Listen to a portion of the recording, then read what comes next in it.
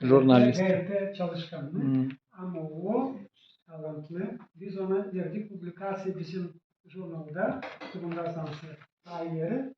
Proza uğrunda evde yaratma vardı. Beğendim. Federal işledi yaptığını bizdir. Ama o işi yalnız bir bu resmana geliyor. Yüzünce orada anlatmadım. O resmen. Ve hep bir parçayı okuyacak şimdi o. Onu da bekliyoruz. Ve ona verdim danışmak. Yolladım hani. Hadi ince Fedor için. Hadi okuyun. Anlatma şarap yılanı gibi aileye girdi. Çok sağ ol sistemine Fedor'un yaptı ona resim. Проверка redaksiya geçiş. Okuyacağım şey bir kısacığını. Anlatma 90. yıllar için açan vardı. Yoktu insanlarda Osman pek para değişilmekleydi. Ve işte yoktu da daha çok büyük yaşta adamlar derler koçka şarap içmeye. De babı hep yalvarardı içmesin. De öyle olur hani onlara gelir Türkiye'den iki misafir student mi güzelmişler ne der uğramışlar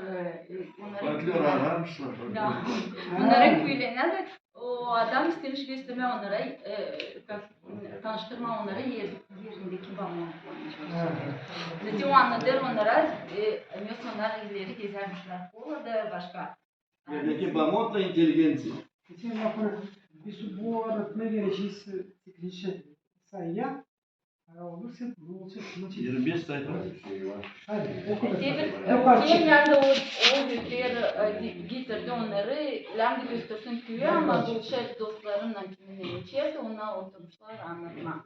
Siz buyurun mezelerden utanmayın. Burada hepsi kendi insanlarımız. Alın dadın soğan ekmeği kişi hıyargıda kolada da kollan gezerler. 6'şar kişi bir bölümde. Onların içinde bu baskin kibir rolü var.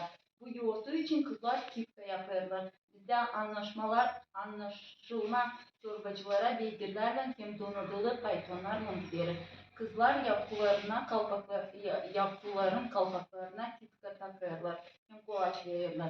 Gitgide de kolaçları birisinin yaptığı kadında bırakırlar. Ben de bir kolada da kedi oldum da lazım da her bir yerden bir şey saklı alayım. Çorbacılar o yıl saça lokma asmıştılar. O pek yukarıdaydı. Alarkana şunu kaçırdım. Çorbacının köpeği kapı verdi de kaçtı harmana. Yarım saat ardına kaçtım. Yani alma köpekse girdi çıpıların altına da yer sansın doyurmamışlar bir yıl onu. Daha sonra yarım saat hepsi güldüler. Niye aldın sordular misafirler. Kızlılıktan kızın yerine babın çizmelerini aldıydım. Saletmiş insan giyme yok. Sanmışlar köpek taşıdı. Hadi kızlar, hadi anladım ne aldım. Sonra bütün akşam güldüler. Ertesi sabah düştü bana işte. Oynatırdılar yarın sabah. Bir evde de şaşırıp karanlıkta kızın şarkının yerine diyatro mutfakta olanını almıştım. Acayip sıra geldi verme. Yüzüm patlayacağım gibi kırmızı utanmaktan oldu. Bir anda rakıyla gezerken babam kanyan yerine şaşırıp çay dökmüştü. Sağdı çiçip dedi Kumi niye tatlı içkin? Baldan yapılır mı? Sağ ol ikram için ama başkasına dökme sarhoş değil olur. Sonra dedi hani çay da kendisinden döktü şeye. Bense dedi Tanas küçükten ateşten atlarken düştüm küller içine. Kaloşların yerine başladı korkutuydum pek. Babalarım may tutuşmadılar. Laftan oldu. Üyleyin Zakar açtı borkanı. Dedi o buna önce gireyim mağazaya da çıkarıyor bir kana şarap kendisine. Bir de borkan dolduruyor da saklayıp süpürgenin altına. Hani bab görmesin. Dostlarını ikramlarını. Bab da görüyor da sır verdirmeye de şarabın yerine getir kampı. Bu da kapı getiriyor dostlarına. Hani neyse.